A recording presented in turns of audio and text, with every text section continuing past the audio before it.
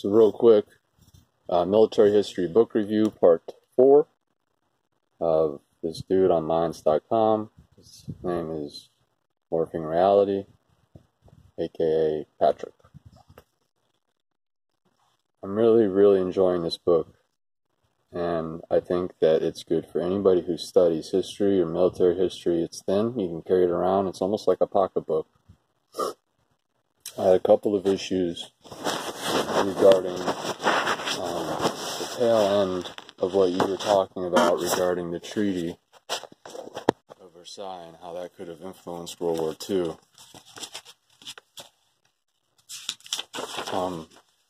Right now I'm at page 18, trying to go slow.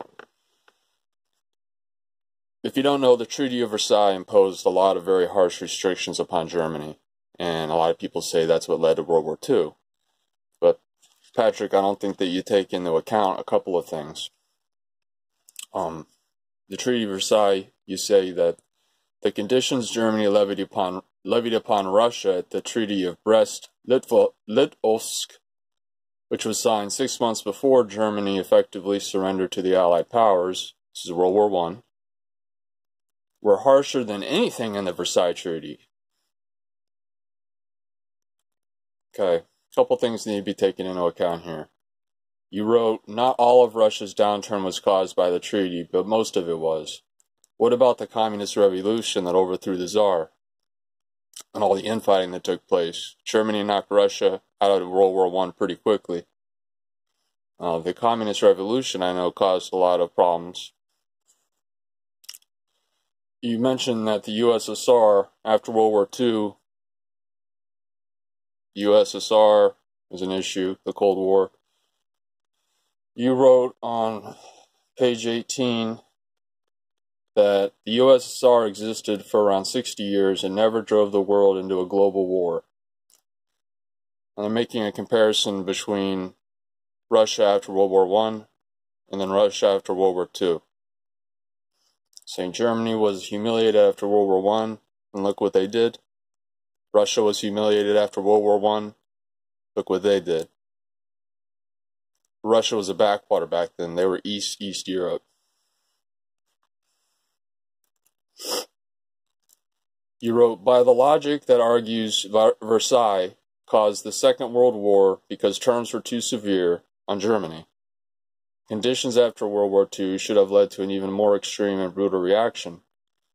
Well, the conditions after World War II for Germany, we completely leveled it, as you know.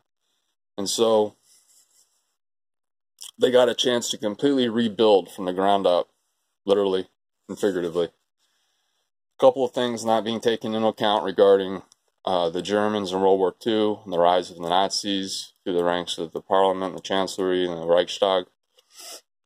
Page 19. A couple of issues not being taken into account regarding what led up to World War II. The long-standing Euro hatred of the Jews, the pogroms and everything that have been happening for hundreds of years prior. The economy of Germany, Hitler promised to fix it, and he did. He launched a massive public works project like the Autobahn, for instance, the massive highway system. Hitler had a cult of personality, the individual, very important factor to take into account. He gave hope through his speeches and his talent of public speaking to a humiliated Germany that until the Treaty of Versailles was so proud, and these are my notes. Before the Treaty of Versailles, I mean, the Germans were beasts. They fought in the field and they won. Franco-Prussian War, I mean, just look at World War I. It took France, England, and 2 million U.S. troops to bring the Germans down. Appeasement against the diplomatic prowess of Hitler also contributed to World War II, as you know. Had Hitler been treated... Now, this is a brief overview of everything. This tells you what you need to know, but you need to delve a little bit deeper. The appeasement of Hitler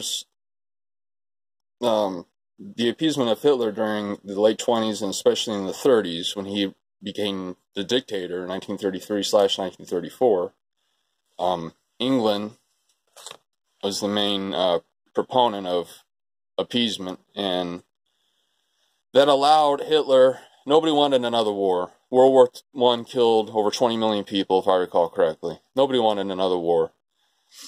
So everyone was saying, yo, this guy may be a little bit nuts, Hitler, but, you know, he has some valid claims. There are ethnic Germans in the Reich, in the Rhineland. So and you can make parallels between that and what's happening right now with Russia. They say that there's an ethnic Russian minority in Crimea that was being abused, and that's why they took Crimea. There's an ethnic minority of Russians in eastern Ukraine, which is true, but that gave Putin a reason to send in his little green men without Russian patches on, but they were decked out full military gear. And right now they're currently fighting a war that the media blacks out and never talks about in eastern Ukraine.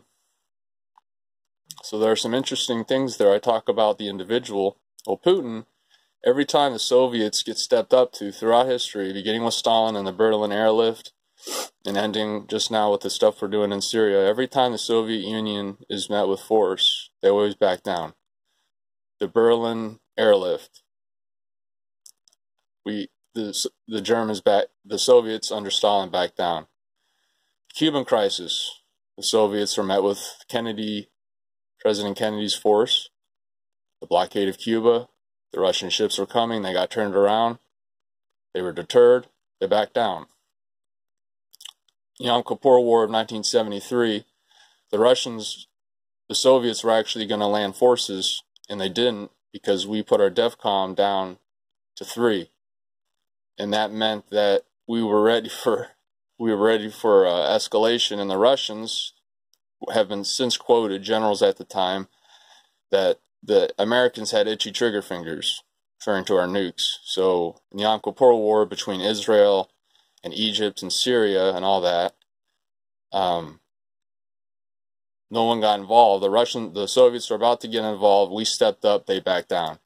In Syria, they stepped up against our forces there a couple of times, and the people who we support, we hit them, they backed down, and that's even under Putin.